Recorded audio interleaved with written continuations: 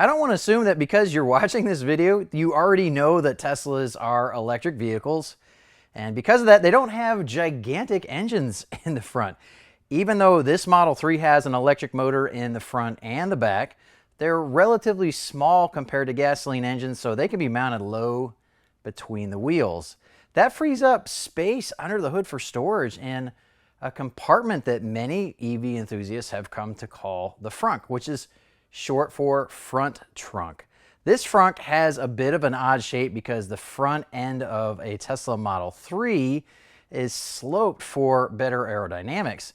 When packing for a trip, especially with the smaller Model 3, you'll probably find that the Frunk will come in handy for packing everything you want to take with you, but figuring out what fits best in the oddly shaped Frunk might be a bit of a challenge.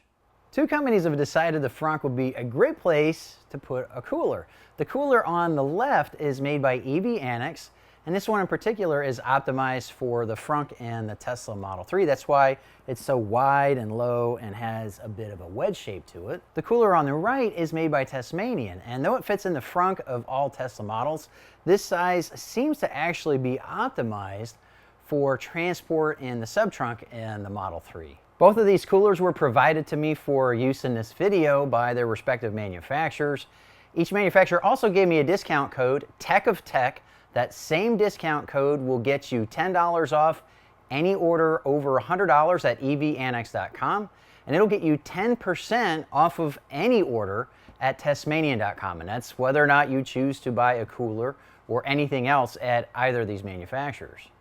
The cooler from EVAnnex was specifically designed around the shape of the Model 3 Frunk. Like the Frunk, the cooler is higher in the back and lower in the front to allow ample clearance between the cooler and the hood when closed. In fact, it leaves room for some towels or other items that can lay flat on the top, along with some room on the sides for smaller items. This makes the EVAnnex cooler a better choice for the Model 3 Frunk than any other cooler made by any other brand that I've seen. Contents can easily be accessed without removing the cooler from the Frunk. However, due to its wedge shape, items packed high in the back might try to roll towards the front. You should also consider packing ice and watertight bags to prevent meltwater from potentially leaking through the zipper on the front. This is what I did when I used the cooler for a 3-day camping trip. One bag did end up leaking, but I had no issues with the cooler itself leaking into the front. Food remained cold and ice was still frozen until about 36 hours or so, which is plenty of time for me to get more ice to last the rest of my trip. EVAnnex states the cooler can hold 36 12-ounce cans plus ice, but most cooler manufacturers rate volume by how many cans a cooler can hold without ice. This is what 46 cans looks like. I bought 50 for this test, but my teenager got to 4 of them before I could make this video. You can see that the cooler is capable of holding at least 54 cans without bulging the top. That makes this a surprisingly large cooler for one that doesn't have wheels on it. EVAnnex retails this cooler for $59.95, which seems to be only a slight premium over other large soft coolers of similar construction, none of which will actually fit in a Model 3 Frunk.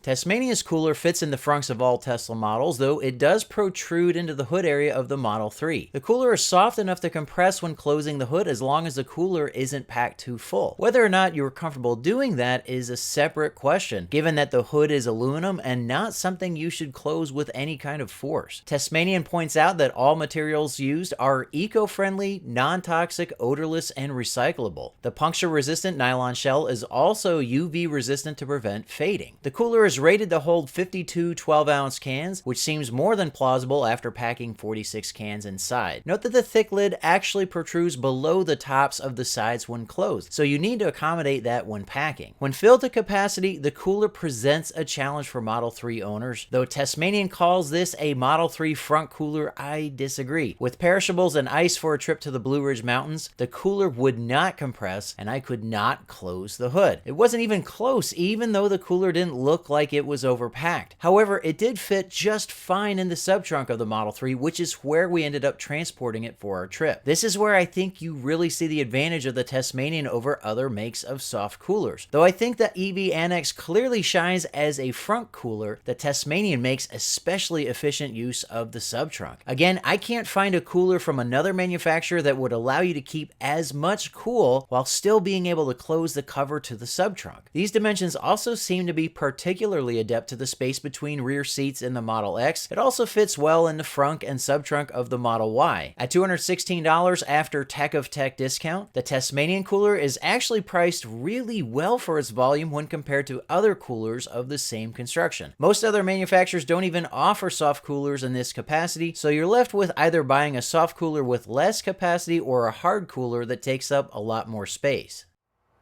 The construction of the Tasmanian should be familiar to anybody who's familiar with either a Yeti or Arctic soft cooler of this style. Though it's called a soft cooler, it's actually pretty rigid. It's waterproof on the outside as well as the inside with a water-resistant zipper. The lid is a whopping 2 inches thick with insulation. The sides and the bottom are at 1.5 inches. It's sandwiched between a very abrasion-resistant waterproof outer material and a waterproof inner material that has all of its seams taped and heat sealed. Though the zipper is heavy duty, it has a very nice T-pull on it, which makes it very easy to manipulate. It has 2 short handles permanently sewed to the cooler. This one actually has a bottle opener attached to it. The handle is extremely well padded with secure Velcro. The shoulder strap is adjustable. Again, it's extremely well padded. The nice thing about it is not only is it detachable, but it has very high quality carabiner clips on the end that you can clip onto your choice of D-rings, not only on the sides, but also on the front and the back of the cooler. The D-rings aren't the only mounting points. Each reinforced attachment for the straps actually has 2 nylon loops for attaching other items. I actually don't know what you might want to attach there, but they are there for you. There are also heavy-duty handles on both sides. For all that quality construction, there are 2 major drawbacks. The fact that it has only a single zipper pull means that in order to access anything in the cooler, you have to open up a lot of the lid. And every time you open the lid, you're letting warm air in, you're letting cool air out. Second thing is, for its exterior size, it actually has a small interior volume, relatively speaking, because of all that thickness in the insulation. This is not any different than any of the other coolers on the market from different brands that are built the same way. It's what you get for the insulation provided by coolers like this. All of that insulation also means that this is pretty rigid, which is a good thing when you're trying to pack stuff around your cooler, because your stuff inside won't get smashed as easily. But it also means that it doesn't collapse for storage. You're going to have to find some place to put it that can accommodate this entire cooler. The EVAnnex cooler is made like soft coolers have been made for decades. It's older technology, if you will. That means it's pretty lightweight.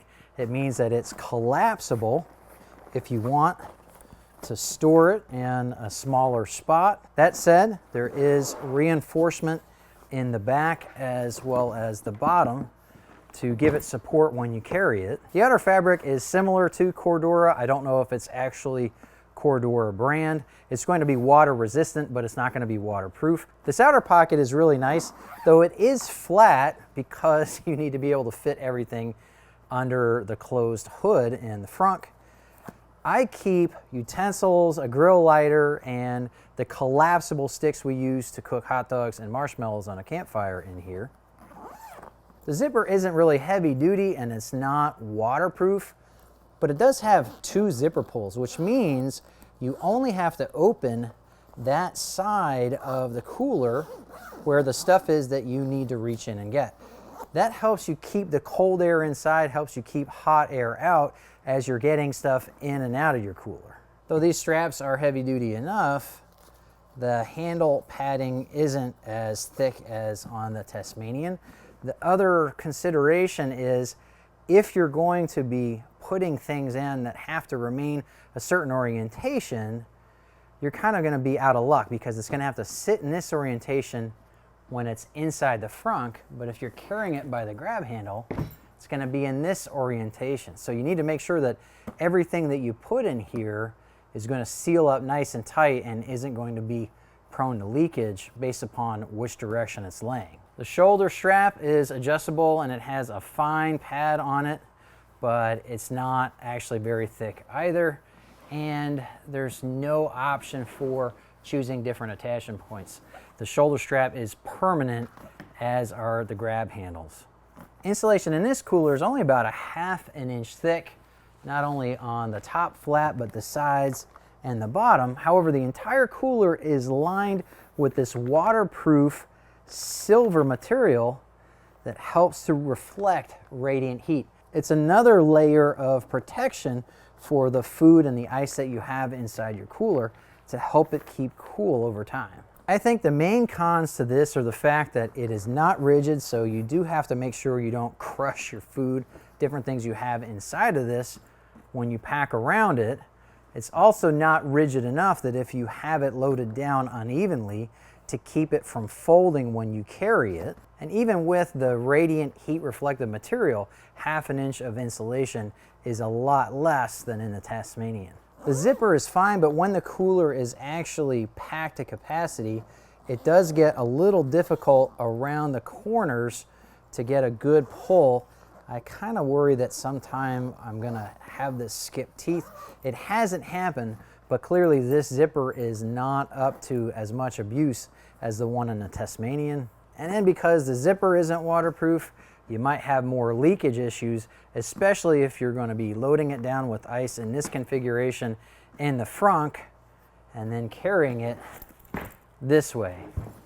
Speaking of the Frunk, while it might be a convenient place to keep a cooler, it's actually a really tough environment for one. To see how bad it might be, I suspended one temperature probe towards the top and taped another probe on the bottom of the cargo area to see what kind of heat a cooler placed in the Frunk is going to have to deal with. Our Model 3 is the sadly discontinued silver metallic, and it's pretty reflective of the sun, but it only took 1/2 hour for the air inside of the Frunk to rise to 124 degrees. That was exactly 40 degrees over ambient air temperature. Note that this is likely going to happen whether you're parked or driving, as the Frunk is not air conditioned. The trunk is a much better place to transport a cooler. In the S, X, and Y, the air in the rear cargo area freely exchanges with the air conditioned air in the passenger compartment. In the Model 3, the trunk shelf reduces air exchange, but the temp is going to be a lot less than in the Frunk when the AC is running.